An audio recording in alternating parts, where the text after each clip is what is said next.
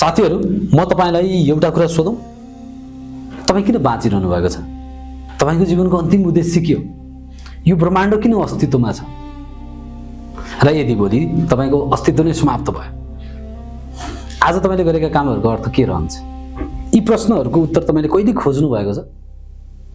यी प्रश्नहरूको उत्तर त्यति सजिलो छैन, तर मानव सभ्यताले हजारौं वर्षदेखि यिनै प्रश्नहरूको उत्तर खोजिरहेको छ। म को हुँ? यो संसार किन छ? जीवनको अर्थ के हो? यदि यस्तो सोच्दै हुनुहुन्छ भने तपाईँ केवल सोच्दै हुनुहुन्न, तपाईँ दर्शनको बाटोमा प्रवेश गरिसक्नु भएको छ। नमस्कार, म सुदर्शन।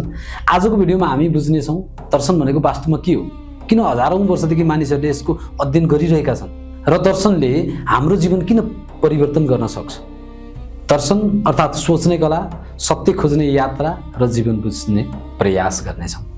दर्शन भनेको के हो? धेरै मानिसलाई लाग्छ दर्शन भनेको विश्वविद्यालयमा पढाइने एउटा कठिन विषय हो। कति बेला लाग्छ यो केवल बुद्धिजीवीहरूको कुरा हो, तर वास्तविकता त्यो होइन। दर्शन कुनै किताबको नाम होइन, यो कुनै धर्म पनि होइन, यो कुनै विचारधारा मात्र पनि होइन। दर्शन भनेको सोच्ने कला हो, सत्य खोज्ने यात्रा हो, आफ्नो अस्तित्व बुझ्ने प्रयास हो। गौतम बुद्धले भनेका छन्, पहिले आफूलाई सही मार्गमा स्थापित गर, त्यसपछि अरूलाई शिक्षा देऊ। मतलब पहिला तपाईँ स्वयं आफैलाई चिन्नुहोस्, आफ्नो बारे जान्नुहोस्, सही र गलत के छुट्याउनुहोस्, अनि मात्र शिक्षाहरूलाई बाँड्नुहोस्। तर आजकल हामीलाई सत्य तथ्य केही नै चाहिँदैन। आफूलाई राम्रो लाग्यो, सकियो। अब त्यो अरूलाई पनि राम्रो अनिवार्य लाग्नुपर्ने भयो, नत्र त तथा नाम। संस्कृत भाषामा दर्शन शब्द दृश धातुबाट बनेको, जसको अर्थ हुन्छ हेर्नु, तर सामान्य रूपमा होइन, सही रूपमा हेर्नु, गहिराईसम्म हेर्नु। त्यही कारणले दर्शनले हामीलाई बाहिरी संसारभन्दा पहिले आफ्नै मनलाई हेर्न सिकाउँछ। त्यसकारण त गौतम बुद्धले फेरि भन्नुभएको छ, आफैलाई जित्नु हजार युद्ध जित्नुभन्दा पनि ठुलो विजय हो। र फिलोसफी शब्द कहाँबाट आयो?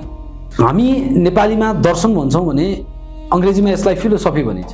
यो शब्द प्राचीन ग्रिक भाषाबाट आएको हो। फिलो अर्थात् प्रेम, सफी अर्थात् ज्ञान वा बुद्धि। त्यसैले फिलोसफीको शाब्दिक अर्थ हुन्छ ज्ञानप्रतिको प्रेम। धनको प्रेम गर्ने मानिसहरू धेरै भेटिन्छन् र उनीहरूलाई धनाढ्य भनिन्छ भने, शक्तिको प्रेम गर्ने पनि धेरै हुन्छन्, उनीहरूलाई शासक भनिन्छ। तर ज्ञानलाई प्रेम गर्ने मानिसहरू नै दार्शनिक कहलिँदैछन्। तपाईँ पनि कतै दार्शनिक त बन्दै हुनुहुन्न? अब अर्को प्रश्न छ, दर्शनको सुरुवात कसरी भयो? प्राचीन ग्रिसका महान दार्शनिक प्लेटोले भनेका थिए, दर्शनको सुरुवात आश्चर्यबाट हुन्छ। अब सोच्नुहोस्, एउटा सानो बच्चाले पहिलो पटक ताराहरू देख्यो, उसले सोध्यो, यी बत्ती कसले बाल्यो? त्यो प्रश्न सामान्य लाग्न सक्छ, तर त्यही प्रश्नबाट विज्ञान जन्मियो, त्यही प्रश्नबाट खगोलशास्त्र जन्मियो, र त्यही प्रश्नबाट दर्शन पनि जन्मियो। अब मानिसहरूले पहिलो पटक बिजुली चम्किएको देख्यो, उसले सोध्यो, यो किन भयो? जब मृत्यु देख्यो, उसले सोध्यो, मृत्युपछि के हुन्छ? जब जन्म देख्यो, उसले सोध्यो, जीवन कहाँबाट आयो? यिनै प्रश्नहरूले मानव सभ्यतालाई सोच्न बाध्य बनाए। मानव सभ्यताको पहिलो प्रश्न कल्पना गर्नुहोस्, आजभन्दा 5 वर्ष पहिले न किताब थियो, न विश्वविद्यालय, न इन्टरनेट, न विज्ञान थियो, तर त्यसबेला पनि मानिसहरूले आकाश हेर्थे, सूर्य उदयको देख्थे, चन्द्रमा हेर्थे, ताराहरू गन्थे, अनि सोध्थे, यो संसार कसरी बनेको हो? हामी कहाँबाट आयौँ? के कुनै सृष्टिकर्ता छ? सही र गलत कसरी छुट्याउने होला? आत्मा वास्तवमै हुन्छ? यिनै प्रश्नहरूको उत्तर खोज्दै जाँदा दर्शनको जन्म भयो। असत्यबाट सत्यतर्फ, अन्धकारबाट प्रकाशतर्फ र मृत्युबाट अमरतर्फ मलाई लैजाऊ। यो केवल धार्मिक प्रार्थना होइन, सत्यको खोजमा लागेको मानव चेतनाको गहिरो अभिव्यक्ति पनि हो। त्यसले देखाउँछ कि मानिस सधैँ सत्य जान्न, बुझ्न र अनुभव गर्न चाहन्थ्यो। त्यही सत्यको खोज नै दर्शनको आधार बन्यो। अहिले हामी दर्शन भन्न साथ तर्क नै भएका छौँ, किनकि हामीलाई सत्य होइन, हाम्रो कुरा असत्य भए पनि आफैले जित्नुपर्ने भएको छ। यदि तपाईँ दर्शन अर्थात् फिलोसफी भन्दा तर्सनुहुन्छ भने तपाईँ अझै मानिस बनिसक्नु भएको छैन साथी। त्यसकारण तपाईँ मानिस बन्ने प्रयास गर्नुहोस्। अब एउटा रोचक प्रश्न उठ्छ, पहिले दर्शन कसरी सुरु भयो वा पहिलो दार्शनिक को थिए?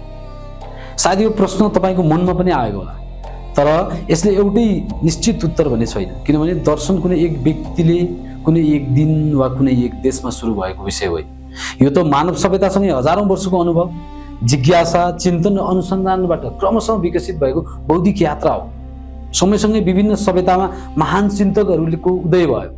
उनीहरूको जीवन, प्रकृति, सत्य, ज्ञान, नैतिकता र समाजबारे गहिरो अध्ययन गरे, मनन गरी खोजे। उनीहरूको चिन्तनबाट विभिन्न दार्शनिक परम्परा र विचारधाराहरू विकसित भए, जसले आजसम्म मानव सभ्यतालाई गहिरो रूपमा प्रभावित गरिरहेको छ।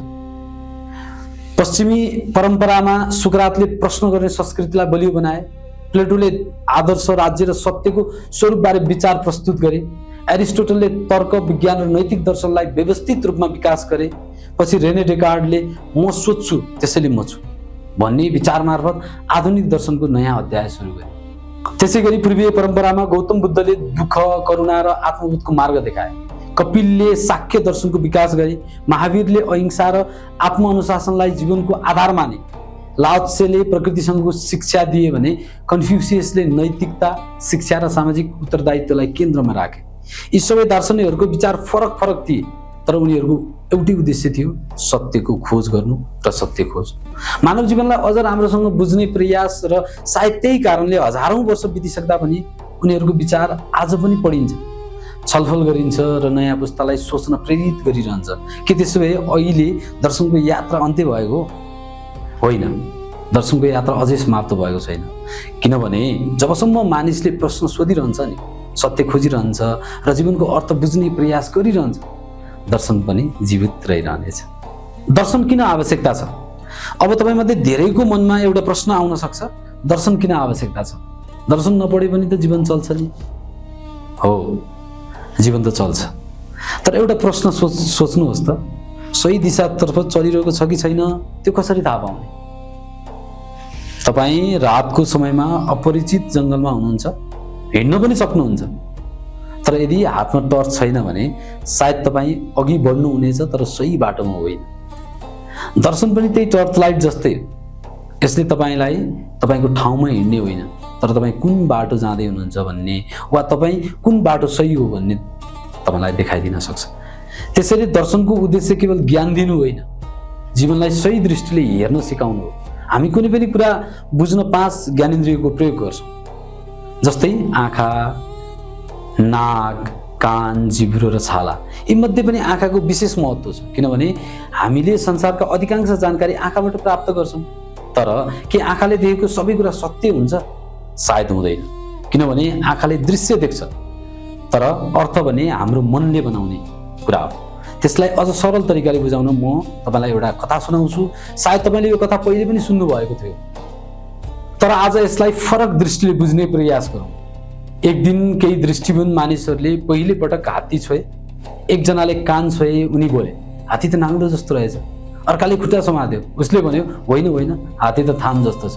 तेस्रोले पेट छोयो, उसले भन्यो, तिमीहरू दुबै गलत, हात्ती त भित्ता जस्तो छ। अर्काले पुच्छर समात्यो, उनी बोले, हात्ती त लहरा जस्तो रहेछ। आश्चर्यको कुरा के थियो भने सबै आफ्नो ठाउँबाट सही थिए, तर कोही पनि पूर्ण रूपमा सही थिएन।